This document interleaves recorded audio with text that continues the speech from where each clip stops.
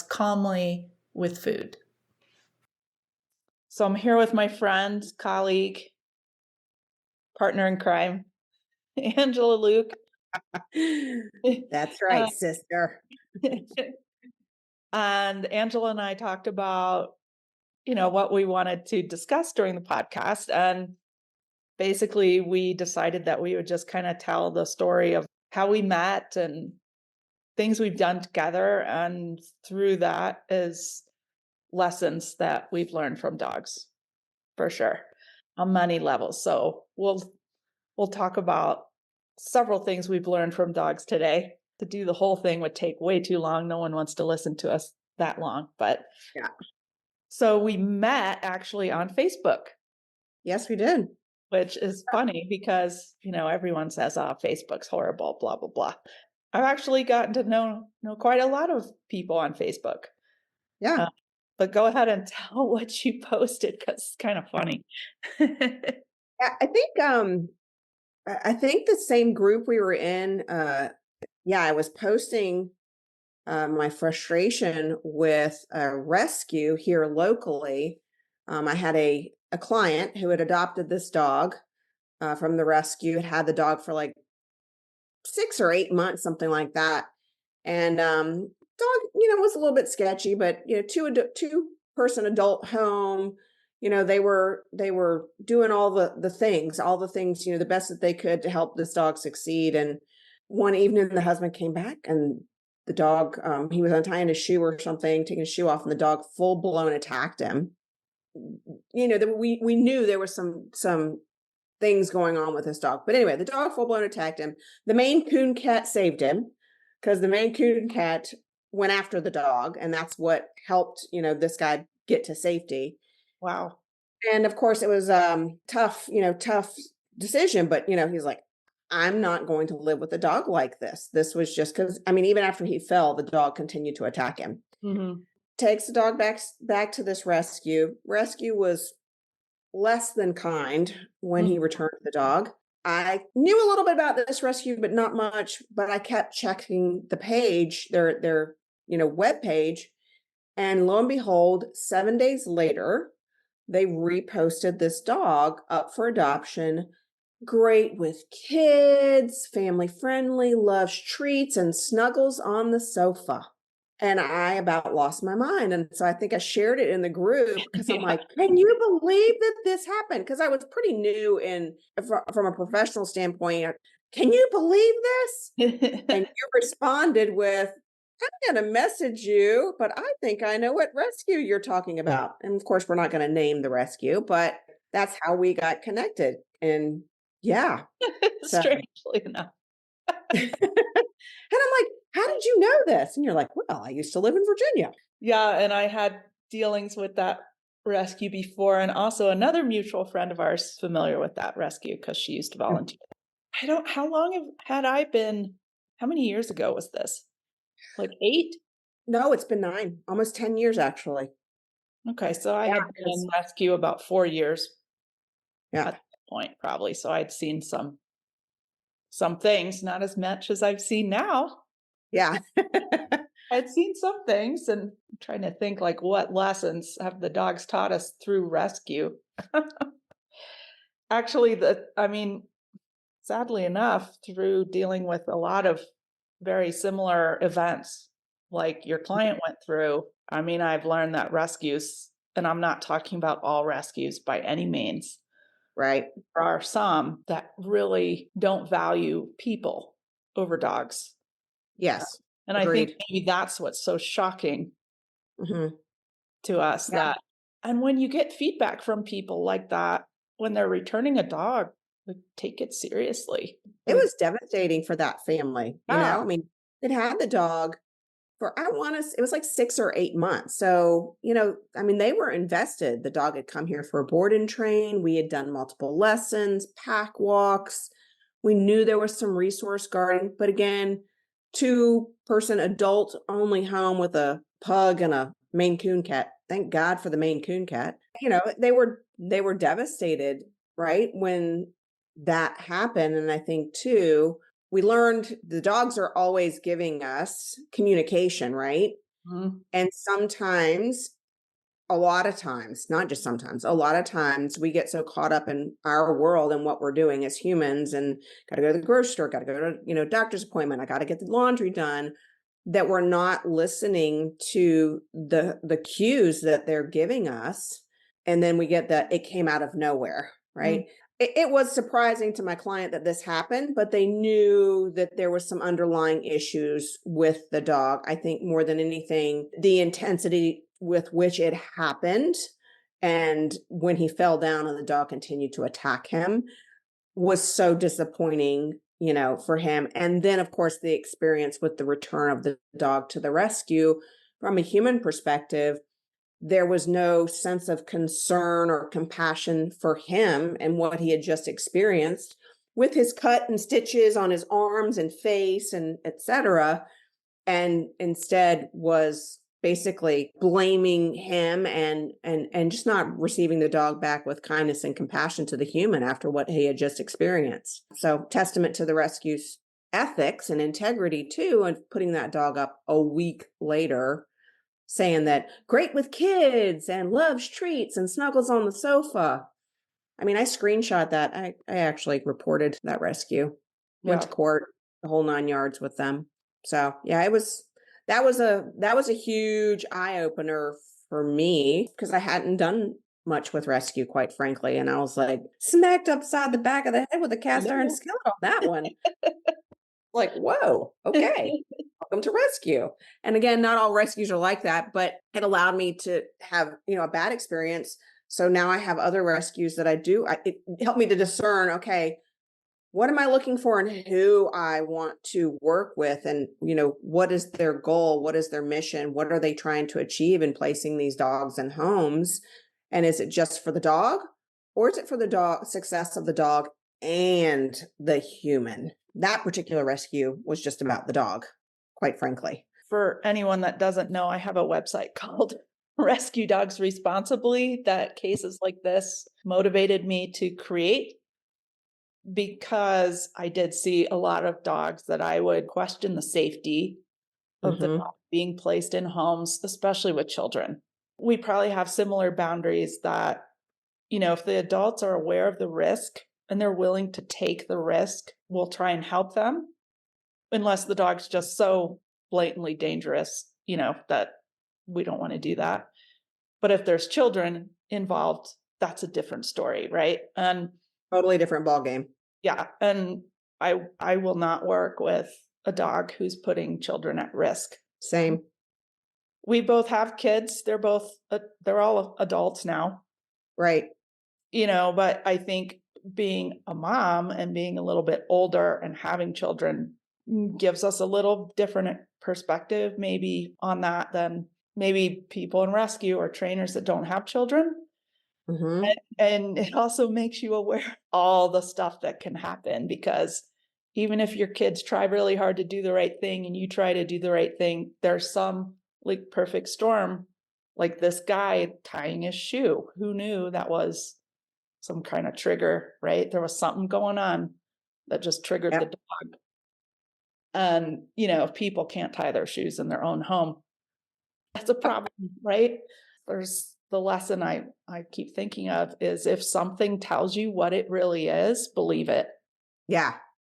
If people too, right? The rescue Mhm. certainly exposed who they really were, Yep. and where their ethics lie. And the dog did. I do a lot of evals of dogs for rescue, to pull for rescue. I try and pull the dogs that are going to enhance people's lives. Yep. Our rescue, I'm actually hopefully going to get Lanya on my podcast, right? Because everyone thinks I run the rescue. I do not run the rescue. I don't want Right. to rescue. I want to do what I like to do, which is work with the dogs. So I do a lot of eval pulling dogs for rescue. And the only way to know what's abnormal is to go see a lot of dogs Right. in shelters, because then you get to see the whole spectrum. I think as trainers, people don't call us if they don't have problems with Right. dogs, generally, unless we're doing like obedience classes, which you and I both do, more behavior modification. We get some pretty serious cases, or just cases that obedience training that's not the issue, right? Right. And so as trainers, sometimes we only see dysfunctional dogs, or like that's the main scope of what we see. And I think trainers need to see the normal dogs too. So Right. don't start thinking that the dysfunctional dogs. Well, it's funny you mentioned dysfunctional. What pops up in my mind right now too is sometimes the humans think the dog is dysfunctional, right? The dog really isn't. Yeah. And what case in point, I just had this Shiba Inu in, for several weeks over the holidays, right? And, primal breed dog.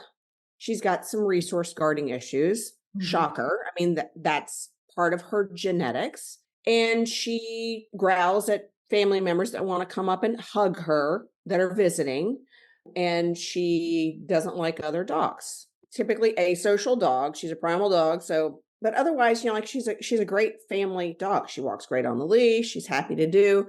And they had never hunted with her because they just got her because she was cute and they liked the Shiba Inu dog, et cetera, et cetera. I didn't have to teach the dog to hunt because that's just part of her DNA. In fact, I posted it on Instagram, social media, because this dog, I mean, the joy that came out of her in being able to hunt in the brush, right? Because Mhm. that's what they were bred to do with me. But she does it with the family now too. And Yeah. the family are just like, it's so fun. I was there a couple of weeks ago because she came and stayed with me while they were on a vacation. In fact, she's coming back, and I'm like so excited to have her back because she's just a fun dog, and that's how I got in her inner circle because I connected with what she likes to do. So it wasn't anything dysfunctional. The family thought it was because they were living their lives as the way they wanted to live it. But we got a history lesson and a genetics lesson on what this dog was so that they could have a better understanding of how to navigate their day-to-day life with her, to do things with her, to connect with her.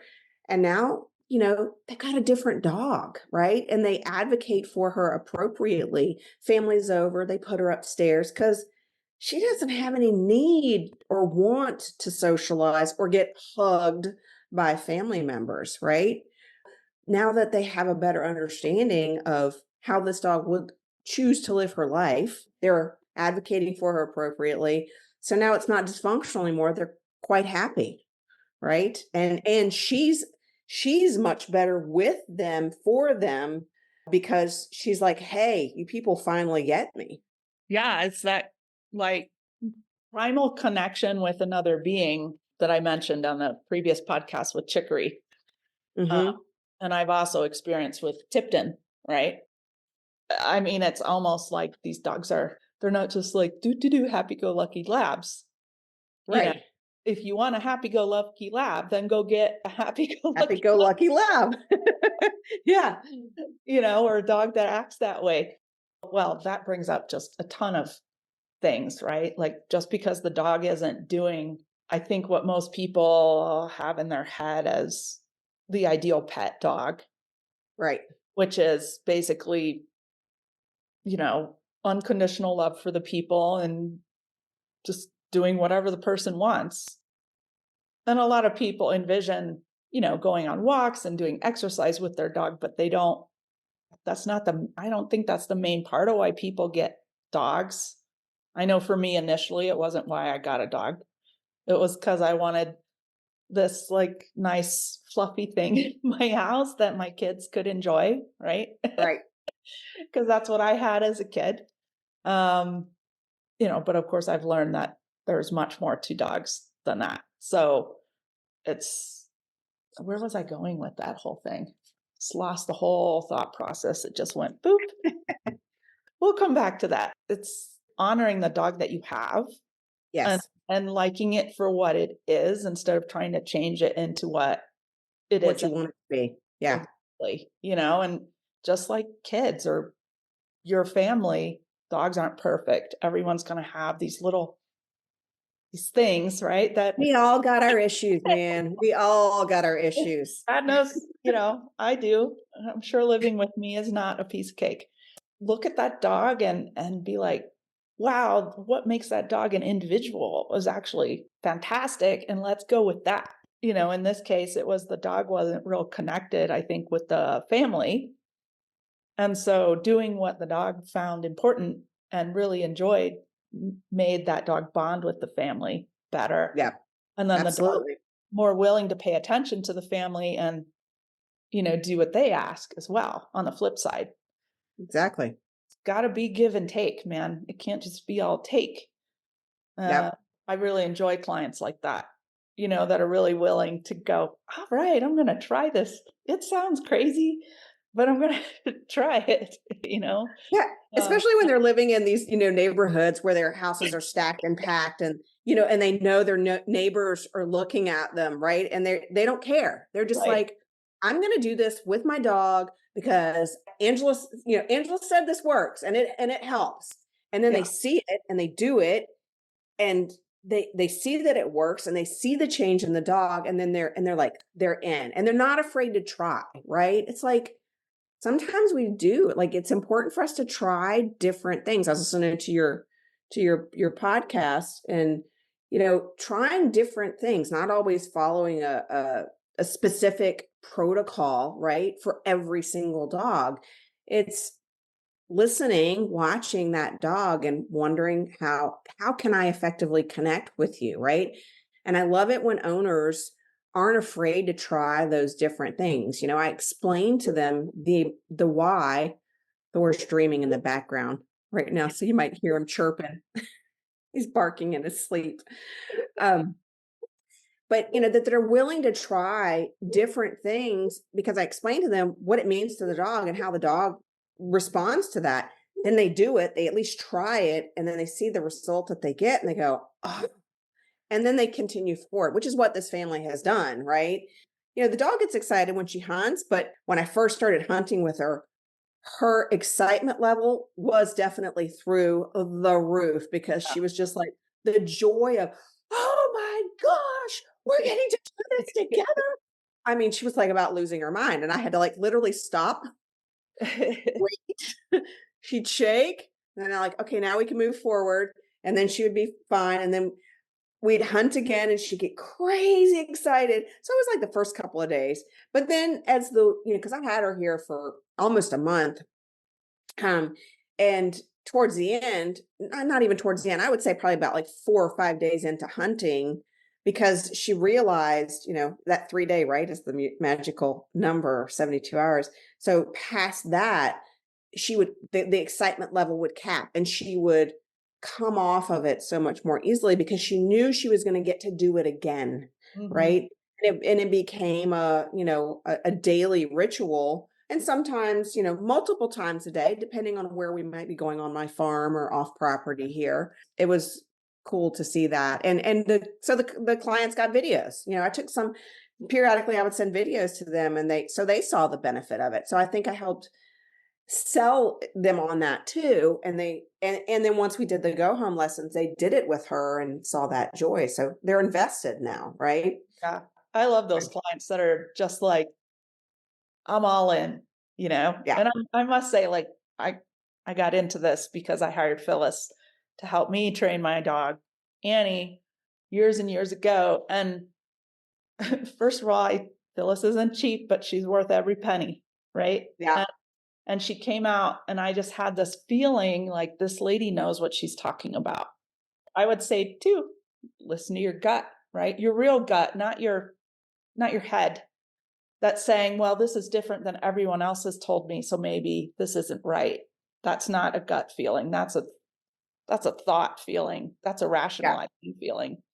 Wow, what this person is telling me makes sense. Different might be good too. Yeah. Maybe the typical stuff isn't working with that dog. But I was like, you know what? I'm just gonna try everything this lady tells me. Yeah. None of it was gonna do any harm, right? Like, Right. there was no harm in trying, except it wouldn't work, and then big deal. Right. But But I that's what we do all the time, right? I am I mean, telling well, yeah. I we do just stuff and experiment. that you experiment. We experiment. It's like, and if it doesn't work, so try something else. And the Right. dogs will not judge you if it doesn't work. Correct. The people watching you might, Correct. but the dogs are gonna be like, "Yeah, I'm not really interested in doing that." And you're like, Yeah. "Okay." Generally, we're not talking about dangerous dogs. That might be a little different, right? You wanna be a Yeah. little more cautious. Generally, the first things I do with a dog I get at the shelter, even if I'm fostering the dog, is I put that dog on a long line, and I just watch the dog, and I figure out what's important to that dog. What does it keep doing? What does it keep going to? Does it feel better if I do this or this? Mhm. There has to be failure in that to find out what works. Right. Um, I know a lot of people really hang on to like, well, this is my method, this is my protocol, and this is what I do. My karate sensei said, you have to teach. Let's see if I get this right. You have to teach what the student needs to learn, not what you want to teach. Correct.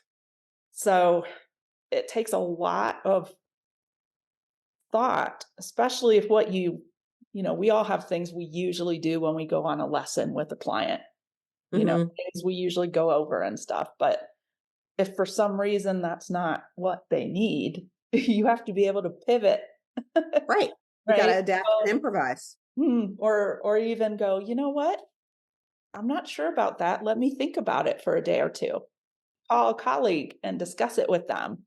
I've Yeah. never had a client go, oh, you don't know what you're doing because you're going to consult with someone else. In fact, they're Mhm. like, wow, that's cool. Cause they're thinking I get two trainers for the price of one. And that's how, I mean, we've collaborated together. I've collaborated with other people. And, even just talking over things sometimes really helps. So Absolutely. dogs collaborate all the time to solve problems. So, Yes, they do. hey, there's a mouse over here, Chardonnay. And Chardonnay's like, I'm gonna help you dig the hole, Tipton, Yeah.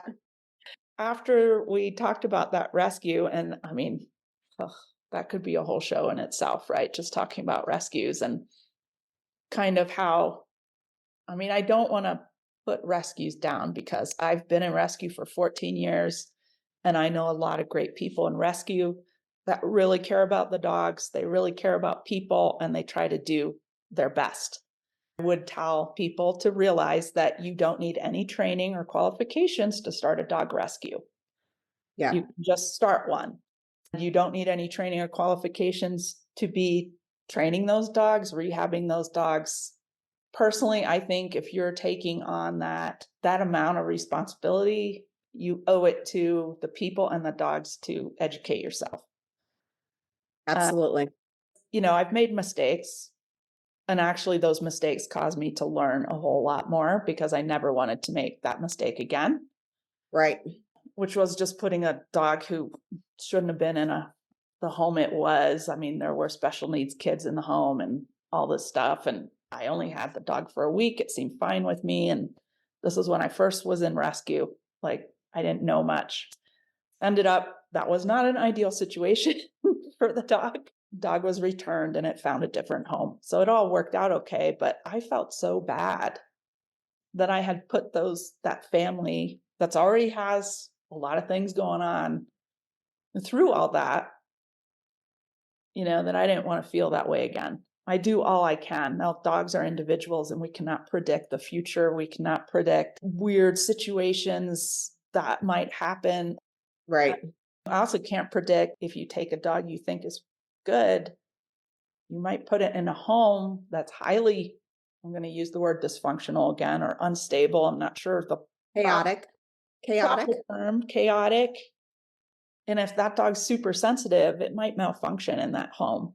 I try to do my best screening the people as well and try to give them the dog that I think will match with them. And if that's not what they want, then they go somewhere else. It's fine with me. I don't care. Right. But then after this rescue thing, then we met at conference and you left quickly because you had a back injury. And then I Yeah. don't even remember like where else how our relationship went from there, honestly. What happened after that? Uh, Well, you know what? You were coming to Virginia to work with Phyllis some and help her. And I think that's how we finally met in person. Okay. Again, in Right. person, because we all met up for dinner. So Ah, that's how we saw one another. Well, we did Heather Beck's shadow program right. together. Yeah. We did Jason Vasconi. I'm like, hey, can I come out to New Mexico and go with you to Tucson, Arizona to Jason's workshop? Yeah. So And that was fun that, 'cause we had some other people with us too. yeah. And we just had lots of discussions over the phone. Yeah. And and then I've hosted you and Phyllis here a number of times at the farm. Yep. Excellent hostess. So thank you very much. Thank you. I mean, I know you've supported us in trying to do our workshops and gave us your place to do for that. And we're at a similar point in our lives, right? I think just the similar workshops we are going to rang true for both of us. And so we just kind of talked about them and things. But now we're both certified relationship based trainers through Canine Human Relationship Institute. Yep. The mouthful. Yeah. It's easier. We say call it Crinstitute. Institute. Yeah. I had a really good base before I took Nelson's classes. I went to the RBBM in Philadelphia with another friend of ours, and I met a couple other people who I'm now good friends with there. I enjoyed going to dog workshops because, of all it's not networking in a business sense. It's meeting people. Most of the people that I consider friends don't even live where I am. But I mean, Nelson's way of looking at dogs has really enhanced the direction I was already going in. Yeah. That RBBM really got my wheels turning, but Hmm. it didn't really sink in until I took course 2. Yeah. What that all meant, because I had the dog I did, and he taught me what he did. He taught me, first of all, joining the dog and what they want makes a world of difference, and it can't Hmm. be on the surface level, right? Like, dogs know if you're not authentic. They really do. Oh And yeah. you really have to go, what is this dog interested in? What is important to this dog? And then see the value in what that dog is doing, right? So once I realized what he was doing, I thought it was pretty cool that after 2 days, he was looking out for his entire group that was Hmm. only 2 days old Yeah. by surveying the property. But he also wasn't aggressive, right? So people would think a dog that would do this might have like territorial tendencies or something like that. Now, he was kind of a booger because he would antagonize one of the other dogs in class. And it was mostly under the table when we were talking. And I'm Yeah. like, what is going on? I'm like, stop that. So, but that's really valuable to see how a dog can be so accepting of strangers and look out for that new group of people and dogs. And that was Hmm. so important to him. You just have to find that place where you're like, okay, that's very valuable what that dog can offer. Right. And I think having a pack of dogs, right? I see what each of my dogs has to offer and why, like their place in the pack. And you have Hmm. 4 as well. Right. What's Vinny's? What does Vinny offer though? um, he teaches other dogs to give space. Mm, Because of course he's the smallest one, so any and all dogs want to come up to him. So of course he does the typical chihuahua, which every dog has responded. I mean, I advocate for him, right? mm, Uh, but every dog pretty much will respond by either stopping or stopping and backing up away from him and go, okay, got it, got the message. yeah, teaching boundaries. Teaching boundaries. That's the thing that I find so amazing too, is that dogs are so kind of eager to accept that boundary so all the dogs can be comfortable. Hmm.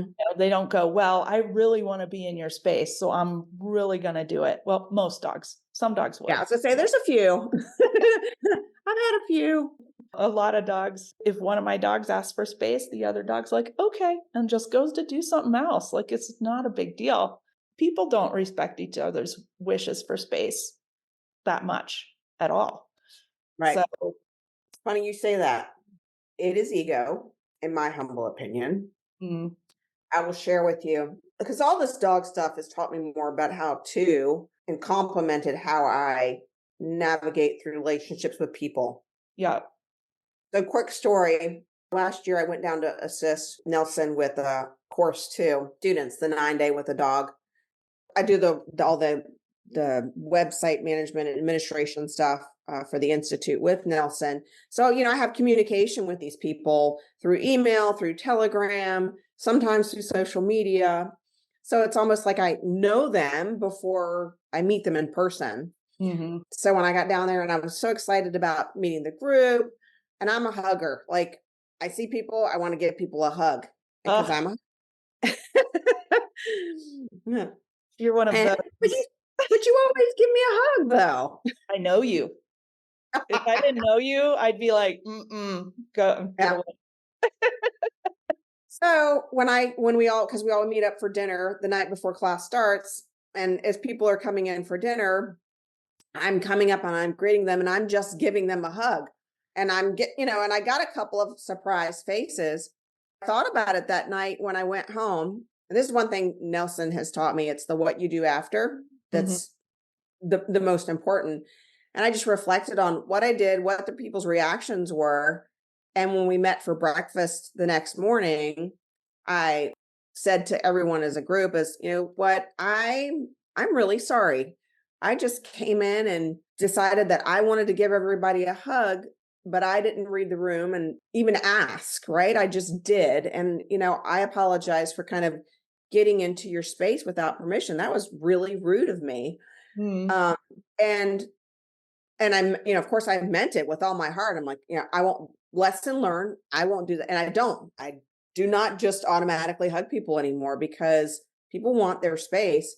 And the apology was definitely appreciated by all of the students. I was glad because that, even though it started out, the night before a little overbearing on my part, right? Or very overbearing, depending on the individual. It's the what I did after and taking the opportunity to apologize, mean it, and not go that route again, right? And then that apology helps set the tone for the rest of the class, Yeah, um, to connect with each of those students. interesting. I've gotten way better at hugging, but I when I won't was hug you in my anymore, 20s, Julie Hart. I'm like, like, because I came from a family that really wasn't very, like, I'd go visit my grandma and she was a very loving person, but not physically, right? Like, not Right. giving hugs and stuff. That's just like how we were. And so to me, I'm like, well, this is weird. Why is a stranger hugging me? Like, this is strange. Gotten used to it over the years. And with people that I really appreciate in my life, it's totally fine. Oh, you appreciate me? Thank you, Julie Hart. But not real like touchy-feely with Generally speaking, neither am I. Like my husband and I don't just sit there on the sofa and hold hands or walk around the room and hold hands.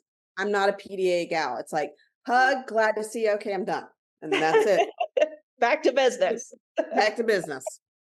It's a good story. I'm trying to think if I'm sure I've stepped on people's toes before.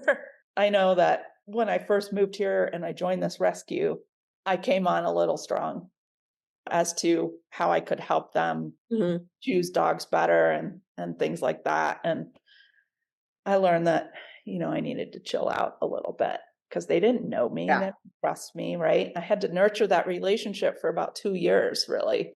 And I didn't actually honor like their previous experience. They had been doing rescue for 18 years or something when I started with them. I learned a lot during that process and how to help without being, I'm right and you're wrong. That's not how it is. Right. I've read a lot of comments. I'm fairly active on Facebook. Like, it's not my life, but I like to read what's going on. It helps me keep abreast of like what people are struggling with and maybe, Mhm. what would be useful to teach them and things like that at workshops and make connections. For a while, there was a couple posts about well, I go into a shelter, I try to help a rescue, but they won't let me put up my business card in there or something like that. Uh-huh. And I know one of the shelters here has kicked out a lot of people, not just dog professionals, but people that go in there and they're just critical. Because Right. honestly, you come to a shelter in New Mexico, you don't know what the hell people are dealing with. I mean, it is like A different world there. people they just can't believe there's no money for food, right? Basic medical care. And so the shelter here would kick out people that would come in and just criticize, you know. Mhm. And I saw that. And so I would go in to the same shelter and I'd be like, hey, do you want me to fill up the water bowls? And they're like, oh, yeah. Instead of going in there and being like, the dogs don't have water. What's wrong with you people? Right. Like, How can I be helpful? how can I be helpful? I'm here. I want to help. So it's an important shift because when I first moved here, of course, I was judgy. I was like, what in the world? Like, why don't these dogs have these basic things? Well, it's because there's one person working there and there's 100 dogs. Like, Right. it taught me a lot of those lessons of how to approach things from is humble the right word? Yeah. Not walking in there like I know everything, and because I don't, Right. obviously. I was taught that very quickly. Once I learned what was going on there, I was like, oh, wow, I should change my attitude. Yeah, you deal a lot with students and stuff through CHRI. I mean, you're basically the behind the scenes coordinator. Yes. It's fun because it gives me an opportunity to, when people are coming here, they're wanting to learn something different. You Mhm. know, they either don't know at all, they haven't learned anything, or they're up and coming new, or they've been learning for years certain technique or certain way to do things, and it hasn't been working for them. And they've heard about Nelson Hodges, and so they want to learn something different, right? I love this opportunity of getting to connect with these people that come into our school to learn. The greatest joy I have is just watching these light bulb moments that they have in their learning mission themselves and with their dogs, and how valuable they find it because of the difference that it makes in the relationship with their dog. That's just been extremely rewarding to do that and to continue to do that. And it's a learning opportunity. Every individual human and dog that I encounter, either through the institute or through my own business, I always see it as a learning opportunity. Yeah. Every single one, right? And every single one's different. So it's about adapting and improvising for every individual, quite frankly. I think CHRI has done that really well with the online classes too. I went to the live in person RBBM, and then I think it was last summer, I just did an online course. Uh-huh. Uh-huh. And I really enjoyed that too, because there's so much, it's a very different experience Mhm. because one is video based and you can slow it down and really look at what happened. Whereas Yes. in real time, like you can't do that. It was a really good learning experience, but that also gives people, more people an opportunity to attend the classes. Yeah, absolutely. Between live and onlines, I think I've done like 12 or 13 RBBMs. Yeah. And some of that's, either actively participating as a student or assisting. So Yeah. I'm still there at essentially as a student, right? Still hearing the content. And Nelson's adapted it some too, but I learned something new every time. And some of it I may have heard before, but it didn't click because maybe I haven't had an experience with a person or with a dog, right? Or something has just recently happened within my professional life, and information that's provided in that class rings a bell. It's just always an opportunity to learn. Yeah, and I find too, each group you're in one of those classes with has something to offer, not just the dogs, but the people. Maybe you've heard something before, but it didn't click. But what I find is sometimes another student finds that valuable. And then during this discussion in the class, then I'm Mhm. like, oh, Yeah, you learn how it helped that person. yeah. So, The so interesting part is too, is when you're in these classes, like dogs are pack animals, right? yeah, They're social animals. Well, so are we. So, there's been some challenges of difficult people and extra fun people too, right? Yeah. You get to learn how to, and going through all of these because I've gone through all the way. I mean, a certified instructor within institute as well, right? So I mean, this has been an 8-year long process and continuing. It hasn't just because I'm certified instructor, certified trainer, okay, still learning, right? But a lot of too what I've learned, going back to the people aspect of it, where I mentioned earlier that I love connecting with the students and whatnot too. Things that I've learned in navigating through life with dogs, listening to them, watching their actions, how they react to things, what do they do, what do they go to, what interests them, right?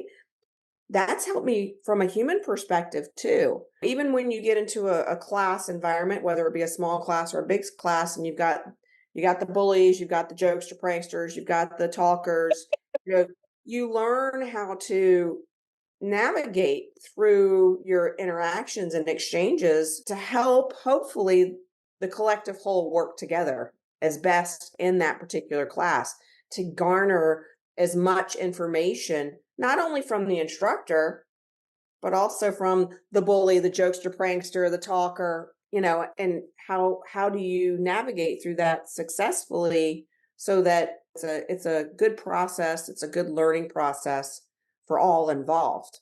Think teaching workshops, even if someone that attends a workshop seems a little resistant or distant, I really try to give that person the benefit of the doubt because I don't know what they're struggling with. I don't know Right. what just happened that morning. I don't know where they are in their life. And I will say, like, honestly, sometimes those people end up teach me a lot because I Mhm. really have to think about how to explain what I'm trying to get across in a Right. non-confrontational way.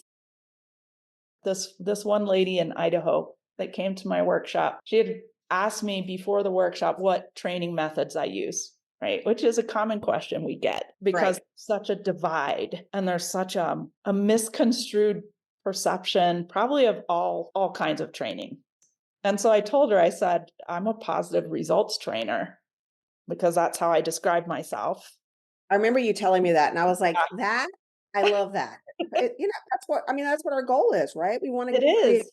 results without conflict. Yeah, and not just for the dog, for the human living with the dog. That Exactly. has got to be, and I think again, because I was older when I got into this and stuff, and I've had kids, like, when I started training Annie, I had 2 kids, I had a husband, I was a stay-at-home mom, but that doesn't mean I didn't have anything to do, right? Like, I was Right.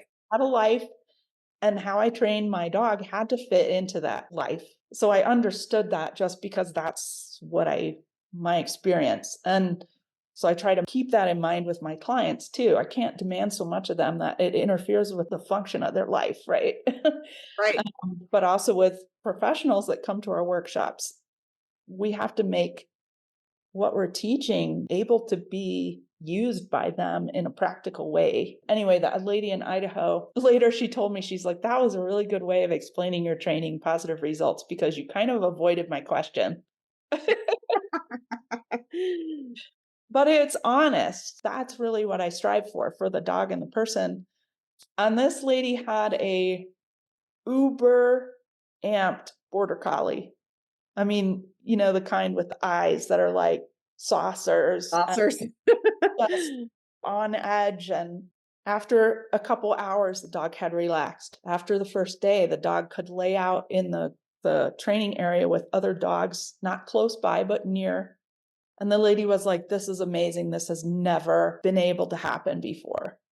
Right. Right. There's still a lot of preconceived notions and stuff in her head and I understand why, because she had been taught that that was the best way. And she had done Right. that way for a long time. So we're also looking at just habit building and Mhm. things like that. And so you have to look at the people that attend that they have habits. I have habits. I'm sure some Right. aren't great in the way I hold a leash or whatever. And they're not like purposely trying to not do what you've asked them to do. It's just their go-to, Old habits die hard. I mean, you know? it's hard to change those things. Every once in a while, she'll check in with me, and she just wrote an email saying, "This changed her life." Like, Nice. that can go do things now. That dog can take a walk where, there was no way before. Like, the dog was very isolated because it was so reactive. It's better for, the dog, right? The Yeah, dog's state of mind is not frantic at all times, right?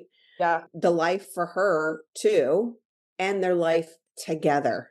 It's about getting a cooperative relationship of trust and respect built between these individuals, right? And when they get it and they succeed, I feel so excited for them when that happens, right? I'm excited for you that you help facilitate that. that kind of feedback, like, keeps me going, right? I mean Exactly. it seriously, like, it sounds so cliche, but it means so much to me. This dog in person, we're really struggling. Mhm. First of all, she tried something new, right? Good for her, Right. and she implemented it. Yep. And then she followed up too with a local trainer who could help her. It made a world of difference. And she told me about it, which was awesome. Yeah. That's why I do this, because I want to help those people who have tried things and it's not working and they need different answers. Yeah. And that's where, like, doing the kind of training we do can be really helpful because it is so different. Although it's so simple and obvious in some ways, it's like, duh. Yeah. Well, it is, but sometimes people just, they just don't know. When I was listening to your podcast earlier, um, and what is the renaming of your podcast? What What what dog? what the dogs have taught me, right? And you were talking about us first and being truthful and honest and with ourselves first. And then of course with the dogs, we have to be honest with ourselves first. How do we get there? Breathing, prayer, meditation, karate, whatever your jive is to help you get to a place of calm, confidence in working with your dog.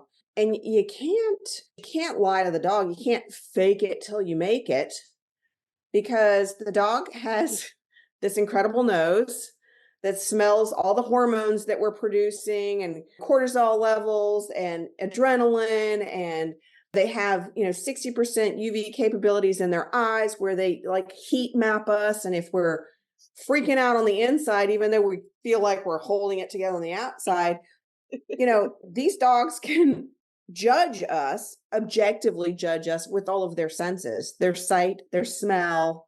And it's because of our physicality of what's going on inside of us and what we're excreting through our sweat glands and all of the hormones and stuff. They know if we either have it together or we don't. Yeah. Right.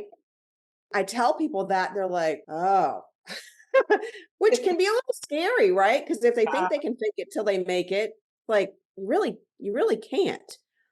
But with that being said, I'm going to tell you to just keep practicing. Because if you don't practice the faking it until you make it, if you don't practice that, you're never going to get there.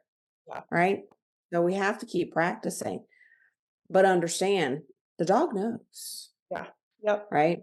That's one of the great things about working with them, is that they give you immediate and honest truth feedback. And you And got to want to hear the truth. Some people don't want to hear the truth. it can be harsh.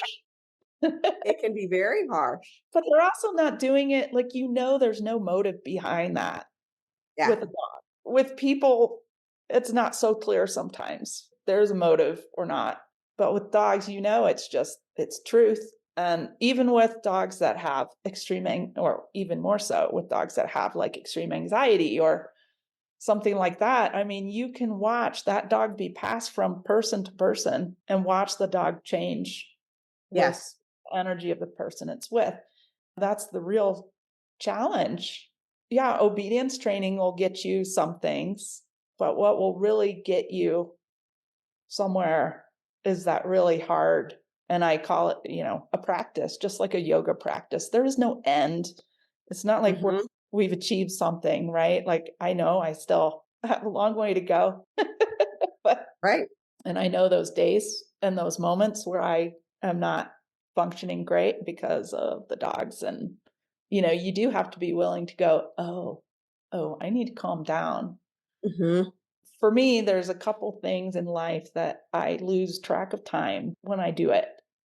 And one is art, right? Like I'm also an artist and I kind of put that aside so I can do some things with dogs first. But the other thing is training dogs. Can be training dogs, and all of a sudden the whole day's gone at the shelter, and I'm like, "What happened? Um, where did the time go?" But that's almost how like into it I get, and that may be Yeah. kind of a weird thing, but the whole world just goes away. I don't worry Mhm. about anything else. You can't produce great art, I don't think, if you're preoccupied because it's a real problem solving experience. And so is working with the dogs. You have to problem solve, you have to be 100% there. And if you do that, you're automatically going to calm down. Right. You let go of all the, oh, what is the neighbor thinking watching me? Oh, what if here comes a dog? The dog's going to blow up. That's not being present. That's being in what might happen in the future. Right. Look at what's happening now. And we've probably all had those moments where we're talking to a client and we know a dog's walking by. Yeah. But I don't mention it because the client doesn't even know and the dog's doing great. And then Yeah. after we go by the dog, I'm like, do you realize you just walked by that? Yeah. And they're like, oh, I didn't even know. They were relaxed and comfortable. So the dog was relaxed and comfortable. Trying to have those little moments. I mean, it's just like dogs. I forget what I wrote. That was, dogs will always try to feel better if they know how to get there. Mhm. If people really know how to feel better and calmer, hopefully they'll try and get there more often. And we Um, have to practice it. and I really relish the days I go up to the shelter because it is a marathon of practicing it. I've stayed up there multiple days sometimes. By the end of the day, I am exhausted. Yeah. And I'm not doing that much. It's not because of the physical stuff. Usually all I'm doing is walking around a field, but mentally it's very exhausting. But it's refreshing because I spent a whole day not worrying about any of my problems. I'm just focusing on the dogs and progress, the little progresses we make, Mhm. gonna help that dog later and stuff. So I think that's why I keep coming back to it. And also the dogs aren't gonna hold back any appreciation or joy either. They let you Yeah, when know. you find that sweet spot that they like to do and you join them in it, it is fun to see that light start to shine, right? I wonder if it's akin to like getting a like on Facebook, like it's a dopamine Yeah, rush, right? it is. Of course. And so it's like addictive in a way, like, I need to go like get my dopamine by connecting with dogs. Yeah. We don't have anything else planned together except you're coming out here in May for my first Fearful Feral Dog workshop through with CHRI. Yeah. Looking forward to that class and looking forward to getting an opportunity to working in the shelter. And the other thing that popped in my head this morning, actually, I want to look at because I kind of took some notes when I was listening to your podcast Mm, that I thought were interesting things to talk about. Truth equals, well, this is what I wrote down because you talked about, being honest, and we just kind of came off of that. So I'm going to circle back. Truth builds trust or equals trust, which ultimately ends up relating to feeling safe, right? If the dogs can trust in us that we'll work with them, that we'll be advocates for them as they understand and navigate through the world, right? Then they feel safe. This is my big message from the book Animals in Translation with Temple Grandin. mm, Animals either feel safe or they don't. yeah. And animals, that includes us Yeah, humans we're too. animals. Yeah. Ha, go figure. But if we don't feel safe, then we try to control situations to help us feel safe, even though we really don't. So it's a matter of building trust. We build trust by being honest with one another, with ourselves, with the dogs, then there's a feeling of safety that occurs there, right?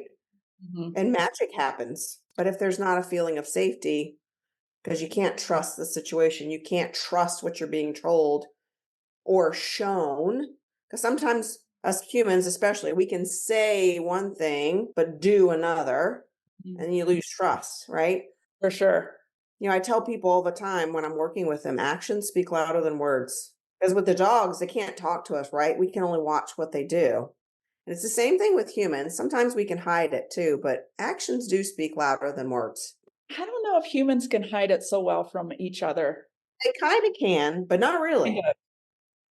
But I'll tell you, like, one thing doing dog rescue has taught me too is instinct, instinct, instinct. Gift of Fear, baby. That is the best book. Yeah, Gift of Fear, I highly recommend anyone, especially anyone female, because we are more susceptible to violent crimes. Doing dog rescue, I've had to learn to assess people as well. And I mean, I've been doing this 14 years. I have no idea how many people I've talked to over that length of time. Or adoption events, or doing interviews on the phone, or doing visits to their house. And I will tell you, man, some people I'm just like, no, nope, nope. I don't know why. Yeah. And I am ever grateful for my support. And that's why I want to have Lanya on here, because she'll back me up 100%. She's like, if you say it's a no, it's a no. It's just a gut. It is. And I run into some people that I consider really potentially dangerous. And they Yes. get really upset because they don't get their way. There is always a reaction I have to those people initially. Always. And I've learned to trust that, because Right. doing what I do and going into weird people's properties to look at their dogs and who knows what, right? Pay attention to that. A lot of attention to the gut feelings. Too, like even from an adoption perspective, it's not an emotional judgment, it's an objective judgment for an awareness of that person's day to day, right? Of how they navigate through the world. So you're not going to put a high drive border collie mix in that person's home, because that's just going to be a cocktail for disaster, probably, right? You're going to Exactly. find Yeah. a dog that, is a bit more confident, lower drive, maybe a nice complement to that person, where we would make an appropriate placement. That's awareness of the dog, awareness of the human, to get the best cooperative, successful match that where both parties are going to succeed. So that was kind of what was bubbling up for me when you were talking a little bit there. But that's a book that we require our students to read before they do the 9-day with a dog course. That book is incredible. Love it. But that is what helped me to really learn to start listening to my gut instinct. Now, with that being said, have I made some mistakes, and probably will, by poo-pooing away my instinct, which is what us humans tend to do a lot, and then regretting it later and reminding myself, you should have listened to your gut instinct. But I mean, that's how our dogs navigate through the world. They follow their instinct. They just get it done, right? We tend to let emotion and judgment, well, I should have done this, or I ought to do that, cloud our instinct, right? Versus just getting it done or not getting it done. Because Right. sometimes instinct means go the other way, and and don't do that. Yeah. Yeah. And, dogs' instincts aren't always accurate. I'm saying this looking at fearful dogs and feral dogs. They're just scared. But in their mind and in their history of life, their instinct is serving them. So we have to change their perception a little bit. But I always pay attention. So this is funny. I had three, I think they were plumbers, come out to the house and give me estimates on a project. Right. Annie liked one of them. The other one, she was like, meh, whatever. The third one absolutely did not like that person. And Annie's a dog, just so people are clear. Yeah. Uh, guess who I hired? The one that she liked. Yeah, yeah. And I will say, like Martine, my contractor, my Uh-huh. dog liked that guy. Even though he's Yeah. coming in the house and like tearing stuff up and all kinds of stuff. I mean, they all like him. And Right. I mean, that just tells me something. If my dogs actively don't like a person or another dog, oh man, I'm going to listen to that. Yeah. 'Cause it's unusual. If your dog is like that and they're telling you something, don't poo-poo that away either. Hmm. Don't go, "Oh, don't be silly. So and so's nice. Why are you like that with him or her?" Maybe there's a reason. Well, my test is even my own at times when I have workers come here because, I've got 4 dogs in the house, right? I know my pack members. I know how they all are. And we know one good old Mara Bulldog is like a bull in a china closet and is also the fun police. Yeah, So if a lot of excitement is created, she can be a nudge, and I don't want her to feel like she has to take that part. I don't want that conflict of where I have to disagree with her if I don't have to, right? So my point is when workers do come here, I'm like, I need you to ignore my dogs. They're like, oh, I'm a dog person. They're fine. No, seriously, don't even say hi to them. I want you to just pretend like they're furniture and just walk right past them. yeah. And it took me delivering the message with intent and clarity where I don't have an issue anymore. But I have had workers come in that didn't respect that. And I've called the company afterwards and said, you know what? Please don't send that person back to my home.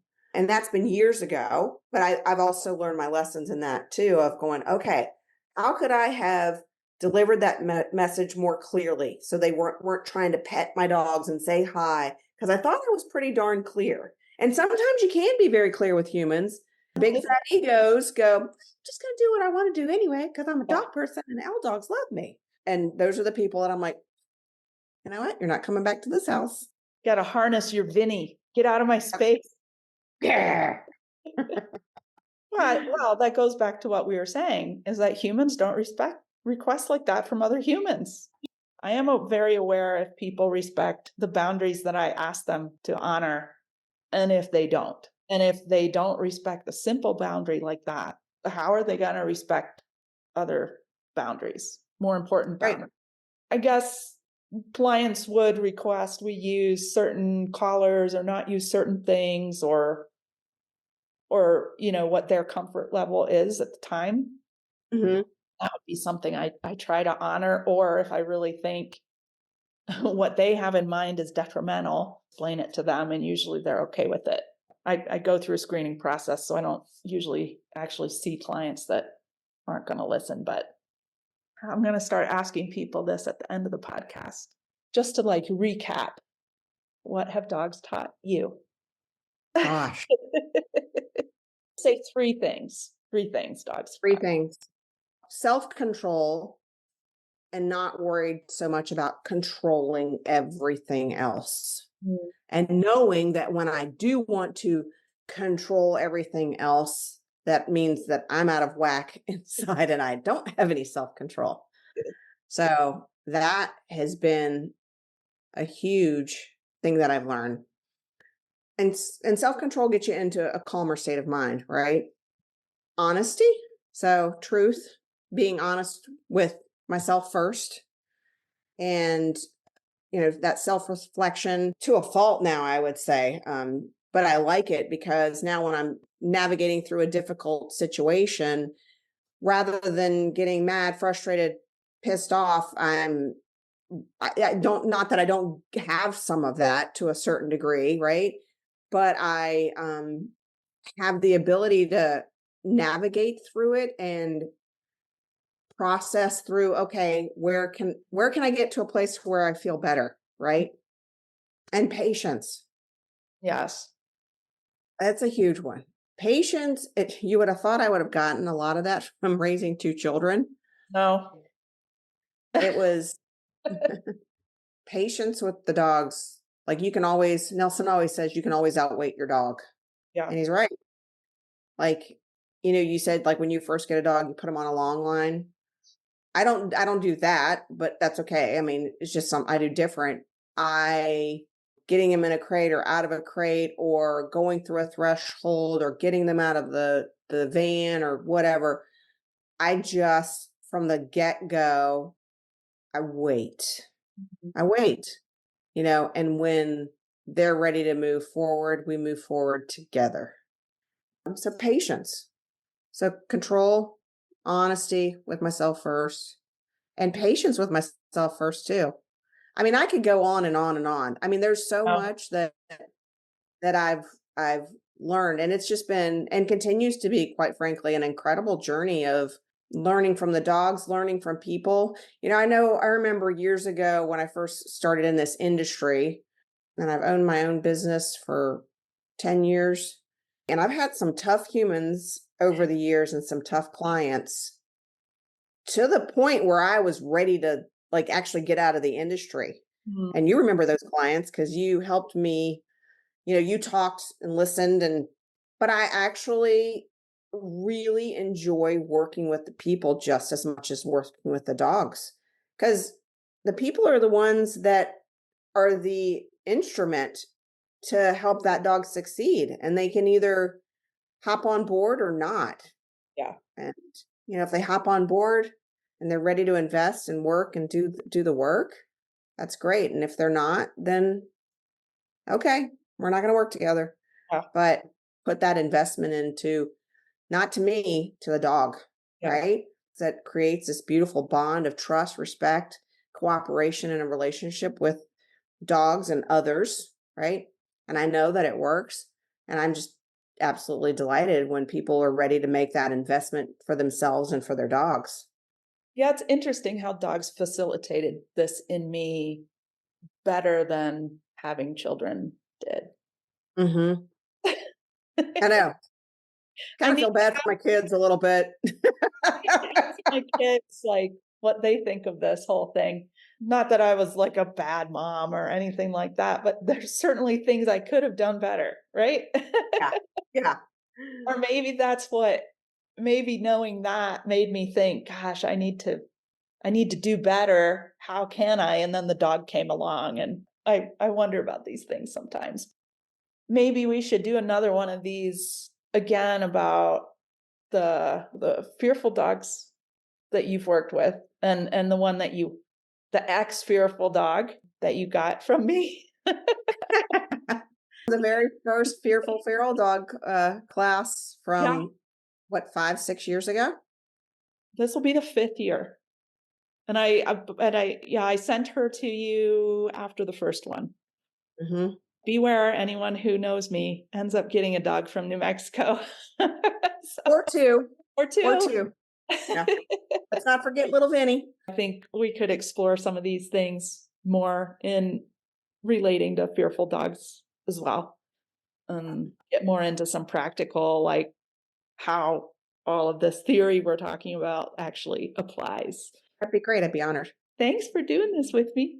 I appreciate it, and I'm happy to support you. You do an incredible job. You put a lot of good information out there on your Rescue Dogs Responsibly a site, which I share far and wide. And you're a trusted comrade and friend, and we've been working for it's been 8 years, right? 8 years. I'm happy to support you. Because it's you've supported me, right? I mean, It's mutually beneficial. absolutely, absolutely. Relationship of trust.